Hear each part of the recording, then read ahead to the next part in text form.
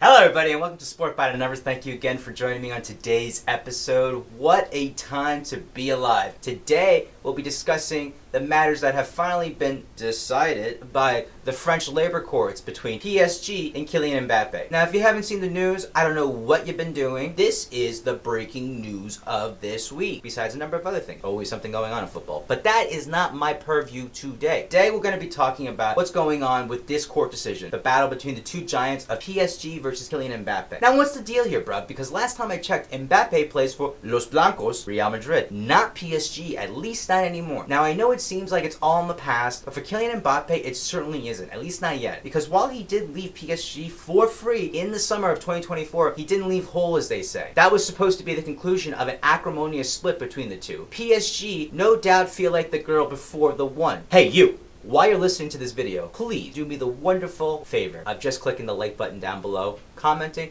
or if you feel so inclined, subscribe to me. Thank you so much, have a lovely day, and get back to the video now.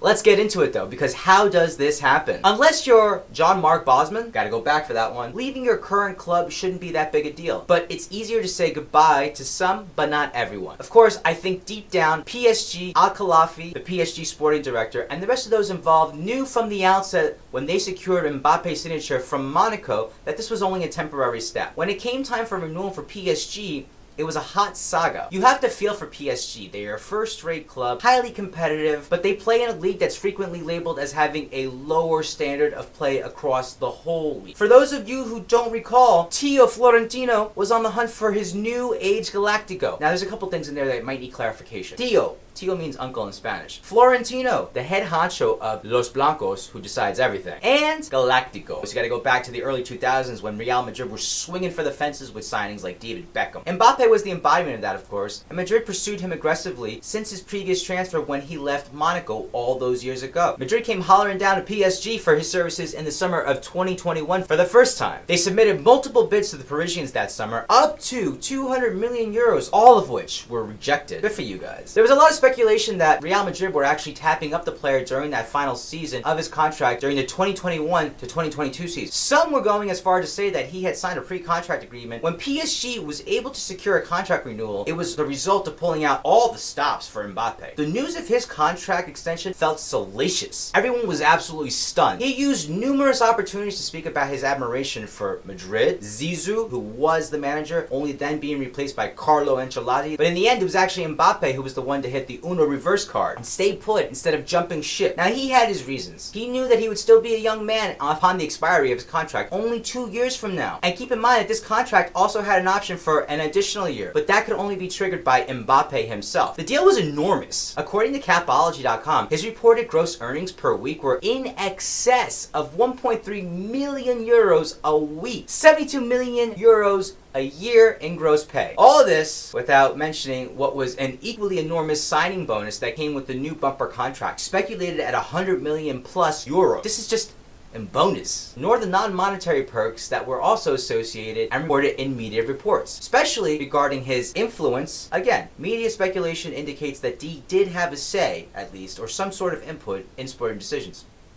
Wow, good for you. Back to the money, because Tio Flo thought this was financially impossible. Now that is something coming from the king of Galacticos himself. But he was motivated enough to get Javier Tebas and La Liga file a complaint with UEFA. Now that is how you scorch the earth. Get your league to call foul on another league's highest spending club. It's a case of the pot calling the kettle black, don't you think, Uncle Flo? The saga seemed to be binned, at least for the next 2 years now with the contract renewal. Ahead of the second year of this 2-year contract, Mbappe informed PSG that he would not be extending with the club again. Now if you believe Mbappe, then you viewed this announcement as confirmation of the news that he had already provided PSG when he signed the extension the previous year, which was that he would extend his contract at PSG for 2 more years and then he would leave. Well, Big Papi, Al-Khelafi, felt like that was a bold-faced lie. PSG cut Mbappe out of club activities. The summer of 2023 began with Mbappe doing nothing wrong, but PSG wouldn't let him join the team for preseason duties, including the summer tour of Asia that year. After some finagling, the two sides found compromise, and Mbappe ended up playing the entire season with PSG. He was available for 94% of their matches. Everything was otherwise quiet. Then in May 2024, Mbappe dropped his public announcement, Merci. Although it was all rumors and speculation, what was next for Kylian was nailed on as if he were following through on his prophecy, if such concepts existed. This was an extremely hectic time. The season was finishing, PSG did the league and cup double, but they had failed again in the big time in the Champions League, falling to Borussia Dortmund. Mbappe was set to start in the Euros competition for France starting the following month in June. He was no doubt riding high after finally completing his move to Real Madrid officially on June 3rd. If we take a look at Real Madrid's official communications here that they posted on their website. But there was an albatross weighing down this wonderful moment for the Frenchman coming from the PSG family he had just left. Money, it could ruin people, sour relationships, and tempt us to feign proper conduct against the evil that is pride. I don't know, and I won't speculate on the particulars, instead relying on established fact sets in public discourse. Kylian's court documents tell us that PSG didn't honor their contractual obligations to pay him his base salary for the final months of his PSG tenure, nor did they pay him his colossal bonuses, which were estimated at 50 million euros plus. So while he was away at the Euros, he was waiting on receipt of his final wages owed to him, but they never came. Instead, he ends up having to refer this to the league, the French league. By September of 2024, after holidays of course for the French, the LFP, which was the league abbreviation, ruled that PSG had to cough up the money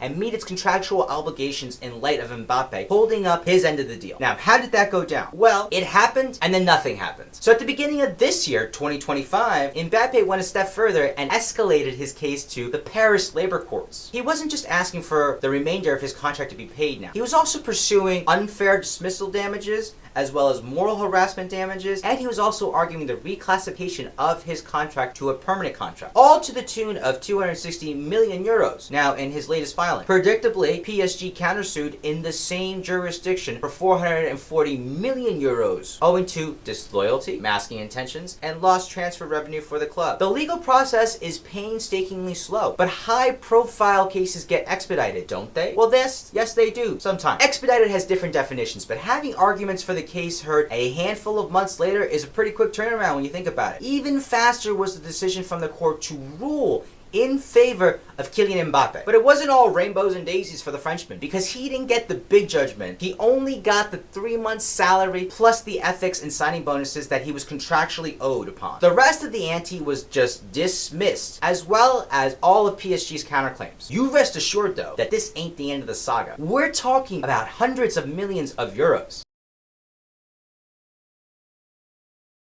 What do I think is next? You know PSG are still fuming about being done over, and I wholeheartedly expect them to appeal. In the short term though, this is what's gonna happen, full stop. Now this isn't from me, this is from the court. This is gonna happen, or there will be consequences on top of these consequences. The court ordered PSG to post the full text of the ruling on the front page of their official website for a full month from the notification of the decision. Now I have been refreshing frickin' page like a nerd waiting to buy Comic-Con tickets, and still the only news on their front page is about the International Cup win that they just had and Vitinha's man of the match performances, but no Mbappe. PSG said that they finna comply with the ruling in the interim. So while French labor law doesn't specify what a timely matter is for payment to Mbappe, he could request that it be expedited. Now, if that's the case, then PSG only have weeks, theoretically, before incurring additional penalties. Now again, I don't know what would be considered a timely manner according to the French side of things. We shall see. We'll know an answer probably by the end of the January transfer window next month. The Qatari owners, Qatar Sports Investment Group, right?